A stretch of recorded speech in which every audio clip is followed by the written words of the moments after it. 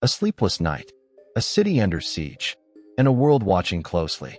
Just hours after a tense phone call between former U.S. President Donald Trump and Russian President Vladimir Putin, Kyiv experienced its most devastating drone attack in the history of the conflict. What really happened? Why now? And what does this mean for Ukraine and global geopolitics? Let's break it down. In the early hours of Friday, residents of Kyiv awoke to a horrifying soundscape: buzzing drones, air defense systems firing, and the unmistakable thunder of explosions. The Ukrainian capital was hit by a record-breaking drone and missile attack. According to the Ukrainian Air Force, out of 539 Russian drones launched, 476 were intercepted. Russia also fired 11 cruise and ballistic missiles. Fires erupted across multiple districts, and even Kyiv's railway lines were damaged. Local emergency services confirmed one fatality and at least 23 injuries. Multi-story residential buildings were damaged, ambulances were hit, and even the Polish consulate sustained harm.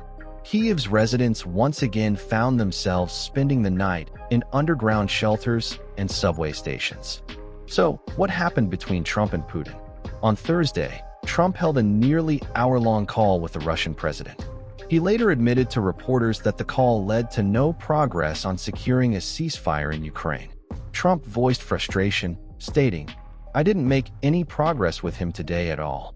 President Zelensky was quick to draw a connection between the phone call and the timing of the assault.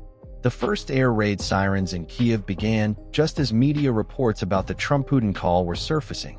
Coincidence? Many in Ukraine think not. Ukraine's Foreign Minister Andriy Sybiha described the experience as absolutely horrible and sleepless. President Zelensky went further, calling it one of the most large-scale air attacks yet. New Ukrainian interceptors managed to down 60 Russian drones, a crucial defensive breakthrough, but not enough to prevent the psychological and physical toll. For many in Kyiv, the attack added to their growing frustration toward the West's faltering support. One resident, Yuri, told reporters, "It confirms that Trump is a scoundrel. The U.S. wants to stop aid deliveries, and he's not helping at all." Another citizen, Yulia, said, "Everyone knows Putin only understands power. Trump isn't showing that power. Russia feels it can act with impunity." Adding fuel to the fire, the Trump administration has recently paused certain weapons shipments to Ukraine, including critical air defense systems. Trump claimed the decision was to protect U.S. stockpiles, but Ukrainian officials and analysts warn this shift could embolden Russia. The U.S. has been Ukraine's largest military donor since the start of the war, but that dynamic is now changing. Ukraine's commander of unmanned systems forces has warned that Russian drone attacks could exceed 1,000 per day, based on recent intelligence.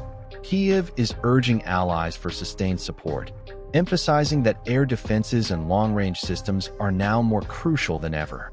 Despite the terror, the Ukrainian spirit remains unbroken. What happened in Kyiv this week is more than just an attack. It's a chilling message from the Kremlin and a test for the West. Will Ukraine be left to fight alone? Or will allies rise to the challenge before the next wave strikes? Thanks for watching. If you found this breakdown helpful, hit the like button, subscribe, and share your thoughts in the comments. For more updates, stay tuned to this channel.